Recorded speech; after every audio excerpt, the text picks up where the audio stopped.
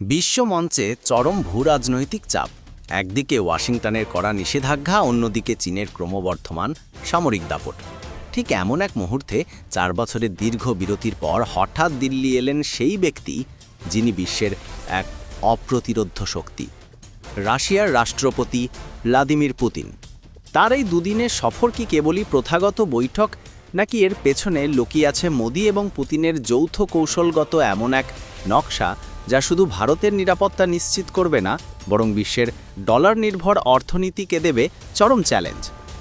S-400 ক্ষেপণাস্ত্র ব্যবস্থা নয়, আজ আমরা জানব সেই গোপন এজেন্ডা যা নতুন করে লিখতে চলেছে ভারত রাশিয়ার 25 বছরের সম্পর্কের ইতিহাস।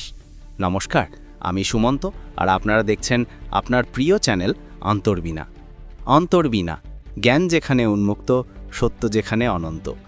বন্ধুরা, আজ 4 ডিসেম্বর 2025 প্রধানমন্ত্রী নরেন্দ্র মোদীর আমন্ত্রণে 23তম ভারত রাশিয়া বার্ষিক শীর্ষ সম্মেলনে যোগ দিতে রাশিয়ার রাষ্ট্রপতি ভ্লাদিমির পুতিন নয়াদিল্লিতে আসছেন।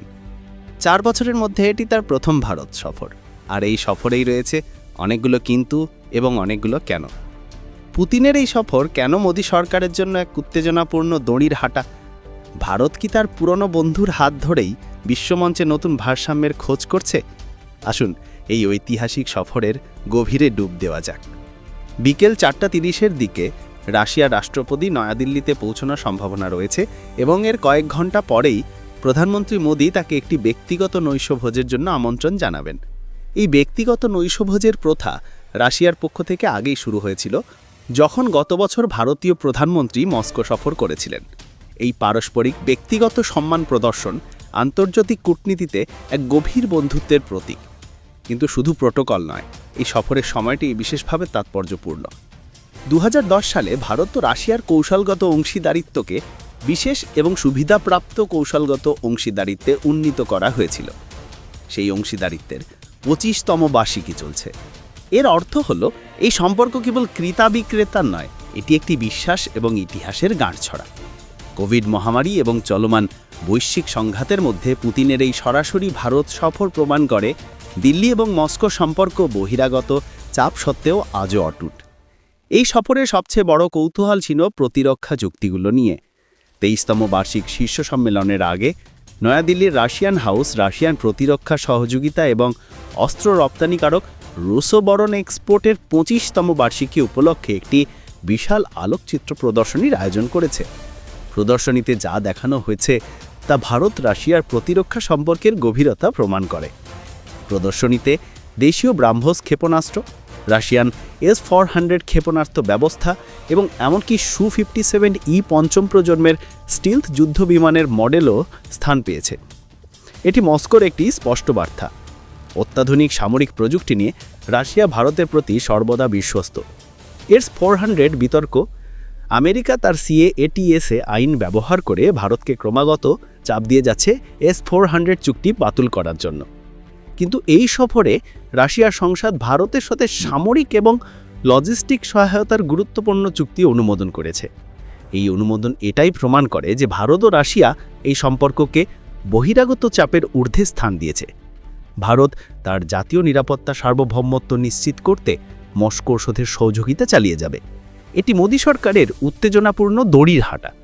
একদিকে পশ্চিমা বন্ধুত্বের প্রয়োজন, অন্যদিকে সামরিক নিরাপত্তার জন্য পুরনো বন্ধুর হাত ধরে থাকা। সামরিক চুক্তির বাইরেও এই সফরের মূল এজেন্ডা ছিল অর্থনীতি। আলোচনার প্রধান বিষয়গুলোর মধ্যে রয়েছে বহিরাগত চাপ থেকে দ্বিপাক্ষিক বাণিজ্যকে বিচ্ছিন্ন করা, decoupling trade from external pressure. এই বিষয়টি সবচেয়ে বেশি মনোযোগ আকর্ষণ করেছে। এর সোজা অর্থ হল আন্তর্জাতিক বাণিজ্যে ডলারের আধিপত্য থেকে বেরিয়ে আসা। আমেরিকা বিভিন্ন অর্থনৈতিক নিষেধাজ্ঞা ব্যবহার করে রাশিয়াকে চাপ দেওয়ার চেষ্টা করে। ভারতও চাইছে না যে তার গুরুত্বপূর্ণ বাণিজ্য আমেরিকার নীতি বা নিষেধাজ্ঞার কারণে প্রভাবিত হোক।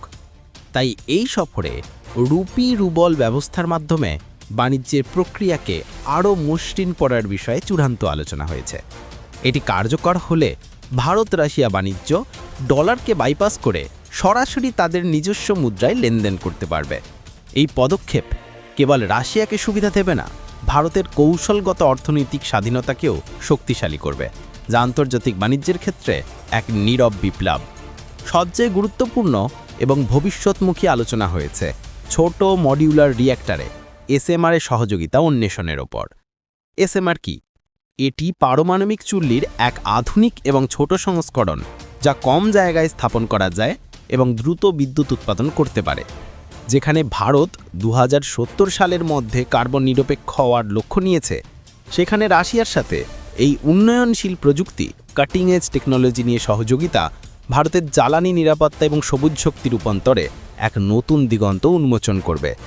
প্রতিরক্ষা, জ্বালানি এবং প্রযুক্তির এই গভীর সহযোগিতা প্রমাণ করে এই সফর কেবল অতীত বা বর্তমানের উপর নয়, বরং আগামী 25 বছরের সামরিক ভবিষ্যতের ভিত্তি স্থাপন করছে। 5 ডিসেম্বর 23তম ভারত রাশিয়া শীর্ষ সম্মেলনের পরে মিস্টার পুতিন রাশিয়ান রাষ্ট্রীয় সম্প্রচারক RT এর নতুন Bharat channel RT India channel চালু করবেন। এর তাৎপর্য কি? এটি রাশিয়ার সফট পাওয়ার বা নরম ক্ষমতার প্রসারণের একটি কৌশল। পশ্চিমা মিডিয়ার আধিপত্যের মুখে দাঁড়িয়ে রাশিয়া চাইছে ভারতে একটি শক্তিশালী মিডিয়া উপস্থিতি তৈরি করতে, যাতে বিশ্বজুড়ে তাদের নিজস্ব দৃষ্টিকোণ তুলে ধরা যায়। এরপর রাষ্ট্রপতি দ্রৌপদী মুর্মু কর্তৃক তার সম্মানে আয়োজিত একটি রাষ্ট্রীয় ভোজসভায় যোগ দেবেন মিস্টার পুতিন। সামগ্রিকভাবে এই সফর হল বিশ্বের কাছে ভারতের দৃঢ় বার্তা। ভারত তার সামরিক স্বায়ত্তশাসন বজায় রাখবে। বন্ধুত্বের নির্বাচন আন্তর্জাতিক চাপের উপর নির্ভরশীল হবে না, বরং হবে জাতীয় স্বার্থের উপর ভিত্তি করে। বন্ধুরা, পুতিনের এই সফর কেবল দুটি দেশের নেতার সাক্ষাৎ নয়, এটি বিশ্বের পরিবর্তিত ভূরাজনৈতিক সমীকরণে স্থিতিশীলতা আনার একটি গুরুত্বপূর্ণ পদক্ষেপ। একদিকে চীনের প্রভাব, অন্যদিকে আমেরিকার নিষেধাজ্ঞা। এই সব কিছুর মাঝে ভারত এবং রাশিয়ার সম্পর্ক এক দুর্ভেদ্য ঢাল হিসেবে কাজ করছে। আপনার কি মনে হয়, রুপি রুবল চুক্তি কি সত্যি ডলারের আধিপত্যকে চ্যালেঞ্জ জানাতে পারবে? এবং S-400 বিতর্ক কি শেষ পর্যন্ত ভারতের পক্ষেই যাবে? আপনার মূল্যবান মতামত আমাদের কমেন্ট বক্সে জানাতে ভুলবেন না।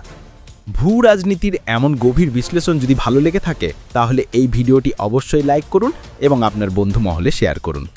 অন্তর্বিনা চ্যানেলে নতুন হলে এখনই সাবস্ক্রাইব করুন এবং বেল আইকনটি প্রেস করে রাখুন, যাতে আমাদের পরবর্তী আকর্ষণীয় ভিডিওর নোটিফিকেশন মিস না হয়। খুব শীঘ্রই ফিরছি নতুন কোনো রহস্য বা বিশ্লেষণ নিয়ে। ততদিনের জন্য জ্ঞান যেখানে উন্মুক্ত, সত্য যেখানে অনন্ত।